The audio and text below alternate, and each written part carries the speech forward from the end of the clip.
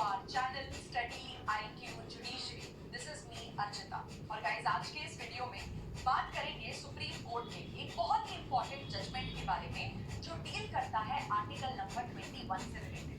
जैसे कि आप सब जानते हैं कि सभी लॉ एग्जाम्स, सभी कॉम्पिटिटिव एग्जाम्स के लिए आर्टिकल नंबर 21 कॉन्स्टिट्यूशन का बहुत ही इंपॉर्टेंट टॉपिक होता है और इससे रिलेटेड कई बार आपसे केसेस भी पूछे जाते हैं। तो इसलिए सुप्रीम कोर्ट का ये जो जजमेंट आया है वो हमारे सभी एग्जाम्स के पॉइंट ऑफ व्यू से समझना और उसको पढ़ना बहुत ज्यादा इंपॉर्टेंट हो जाता है। तो बात करेंगे, समझेंगे क्या है सुप्रीम कोर्ट का ये नया डिसीजन आर्टिकल 21 के ऊपर। बट उससे पहले तो स्टूडेंट्स, अगर आप स्टडी IQ जुडिशरी के किसी भी बैच या कोर्स को ज्वाइन करना चाहते हैं, जैसे कि judiciary, legal drafting, public prosecutor exams, आपके APO, ADA, APP एग्जाम्स हो गए, AIB 21, supreme court law clerk या दिल्ली APP, तो किसी भी बैच या कोर्स को ज्वाइन करने के लिए ये नंबर है जिसपे आपको व्हाट्सएप पे मैसेज करना है। तो सारी डिटेल्स, सारी इंफॉर्मेशन आपके पास आ जाएगी और बैच को ज्वाइन करते वक्त ARJ डिस्काउंट कोड आप याद रखिएगा अगर आप मेरी मेंटोरशिप और गाइडेंस में इन एग्जाम्स की तैयारी करना चाहते हैं। तो साथ ही आप मेरे टेलीग्राम ग्रुप पे भी जुड़ सकते हो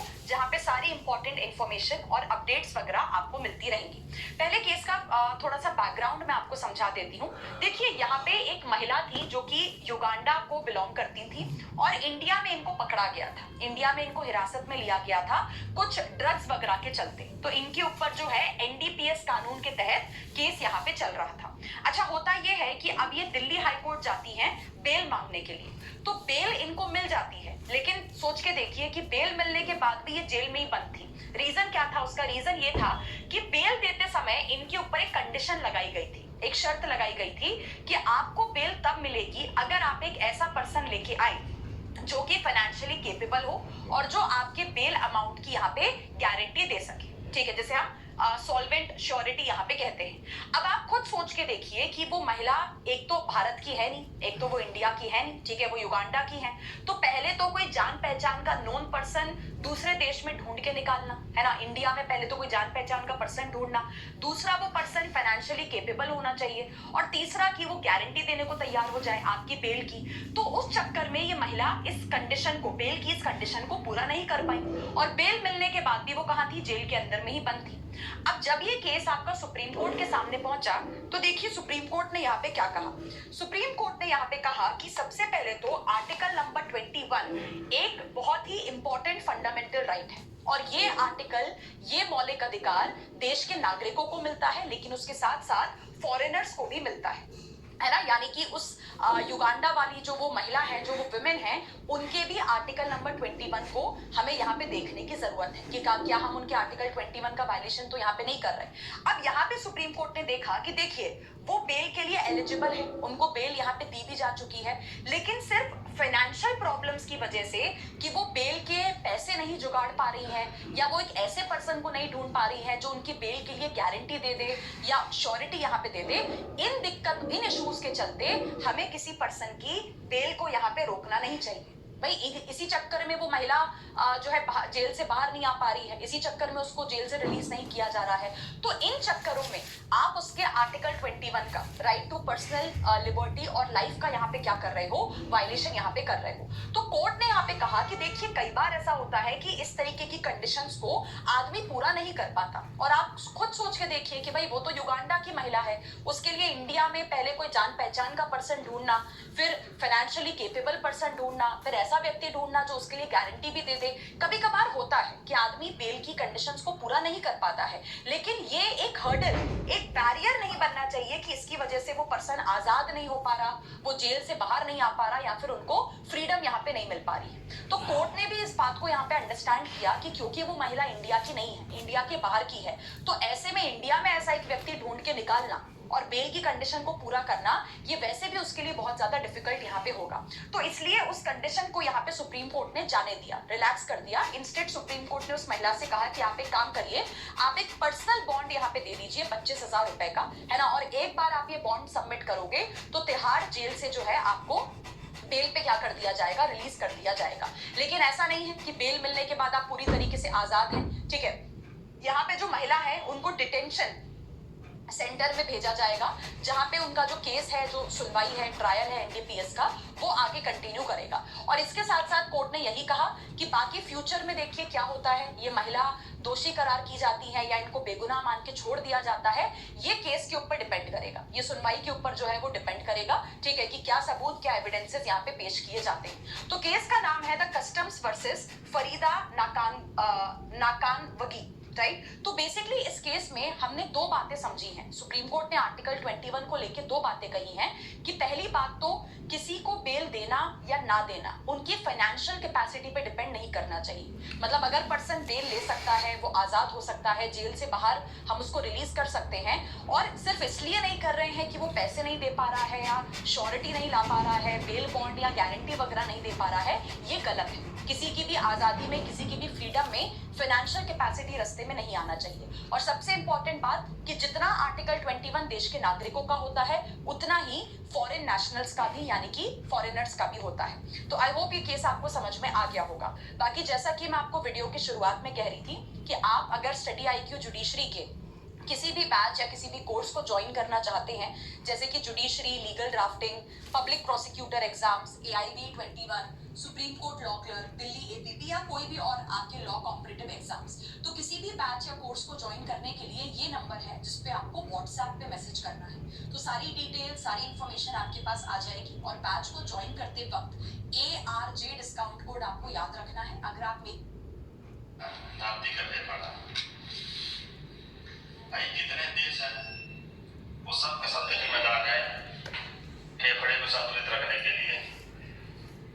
तो भारत यदि इसके अनुसार चलता है तो भारत का पारिस्थितिकी, पर्यावरण शुद्ध एवं संतुलित होगा।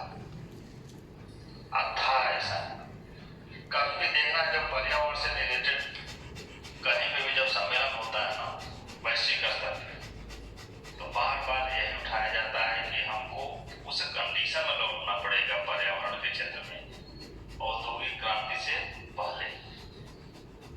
औद्योगिक क्रांति क्या की, जिसके नाते जो है इतना उसका जो आलोचना भी किया जाता है पर्यावरण के सेक्टर में।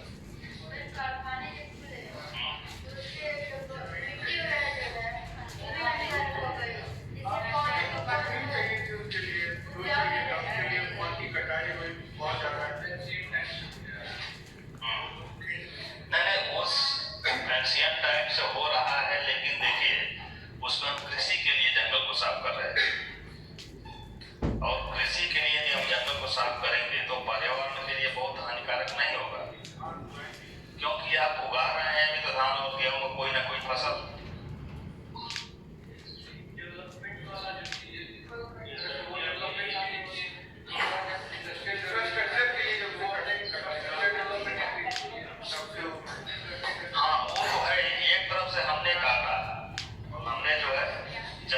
साफ किया किस उद्देश्य से? कंपनी बनाने के लिए और आवासीय क्षेत्र बनाने के लिए, ठीक। और जब हम इंडस्ट्री स्थापित किए तो मान लो कुछ क्षेत्र का जो है खाली जो क्षेत्र था वहीं पर ऐसा हम करेंगे तो वहां का जो है पारिस्थितिकी पर्यावरण क्या हुआ, डिस्टर्ब हुआ। अब वहां जब हम सामान बना लिए तो उसको सप्लाई करने के लिए हमको रोड चाहिए कि नहीं? तो बढ़िया रोड फोर लेने वाला चाहिए, उसके लिए भी आप जंगल काट लें। ये तो चल रहा था एक साइड से, अब दूसरे साइड से आप क्या कर रहे हैं? औद्योगिक क्रांति में जब उत्पादन करेंगे तो जहरीला धुआं निकालेंगे कि नहीं?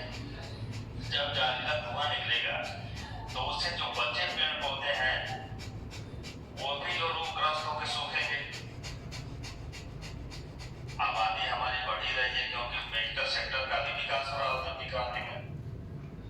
आबादी भी बढ़ रही है, दुनिया में लोकतंत्र की स्थापना हो रही है, तो युद्ध भी नहीं हो रहा है, युद्ध भी सीमित हो गए। जो पहले जो है बात बात पे युद्ध हो जाता था राजाओं के बीच में, तो एक युद्ध हुआ तो कम से कम मान लो इधर से 50 मरे, उधर से 50 मरे, 100 मरे, 100 मरे। आगे चल के क्या हुआ, युद्ध पे भी कंट्रोल, मेडिकल सेक्टर का विकास होने से जो जनसंख्या पैदा हुई वो बच गई। अब जब बच गई तो उसके रहने के लिए संसाधन चाहिए। कार्बन डाइऑक्साइड तो वो जनसंख्या छोड़ ही रही है, और जो कार्बन डाइऑक्साइड को भोजन बना के समाप्त करने वाला जो अपने एलिमेंट है पौधा, उसको भी हम विनाश कर रहे हैं। तो इस तरह से करते करते औद्योगिक क्रांति के बाद 20वीं शताब्दी तक आते आते लोगों को मजबूर कर दिया सोचने के लिए कि यही अविवेकी सोच के तहत यदि हम विकास को अपनाएं।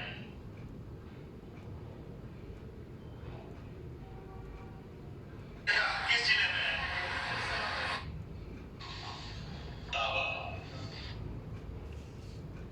यही अविवेकी तालाब में बीओडी कम करता है। तालाब जैसे उस तालाब में बीओडी कम होगा, जैसे जलकुंभ भी जिस तालाब में रहता है उसमें मछलियां क्यों मर जाती है? क्योंकि उनको जो ऑक्सीजन जो है जितना चाहिए वो नहीं मिल पाता है। क्योंकि जलकुंभी अपने गांठ में क्या करती है, ऑक्सीजन को सोख लेती है, अपने आप तक उस तालाब के जल की बीओडी बढ़ जाएगी, बीओडी बढ़ेगी। ड्रेनेज सिस्टम हम लोग पढ़ रहे थे, नदी कम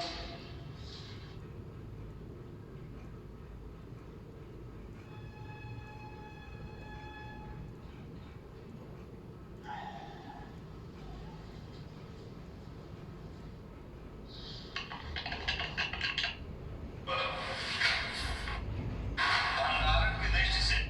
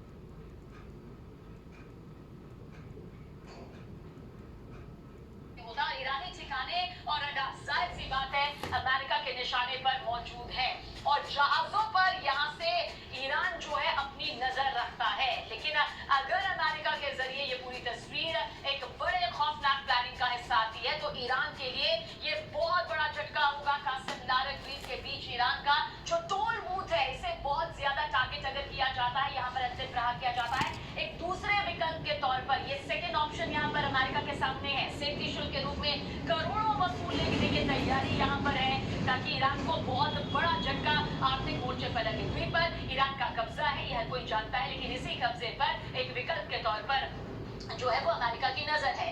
तीसरा विकल्प जिसका जिक्र किया जा रहा है क्योंकि यहाँ से खाड़ी से निकलने वाले जहाजों पर जो काबू है यही जो है अब अमेरिका चाहता है कि पूरी तरह से उसकी ही निगाहों के सामने रहे। यूएई इस पर अपना दावा करता है। हालांकि देखिए यूएई पर तो जो अभी इतने अटैक हुए हैं उससे पहले ही बौखलाहट सामने आ चुकी है और अमेरिका का एक प्रमुख सहयोगी है यूएई, अमेरिकी बेस है और उन्हीं बेस को निशाना किस तरह से अभी ईरान ने बनाया वो भी वैश्विक तौर पर सामने आया। और ईरान में देखिए जमीनी ऑपरेशनों की बात करें तो ईरान की परमाणु फैसिलिटी पर हमला, इसी हमले को लेकर ही इसी फैसिलिटी को लेकर ही पूरा मामला शुरू हुआ और इस पर एक बड़े चौथे विकल्प के तौर पर सामने आया और ईरान ने 60% तक संवर्धित यूरेनियम यहाँ पर तैयार कर लिया है। अमेरिका चाहता है कि इसकी कीमत पर ये 100% तक ना पहुंचे।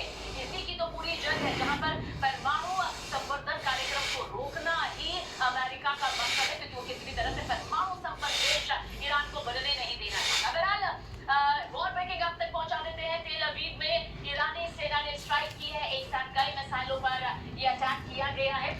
ये बहुत बड़ी खबर आप तक पहुंचा रहे हैं। एक साथ कई मिसाइलों पर ये खौफनाक खतरनाक ईरानी सेना ने स्ट्राइक किया है।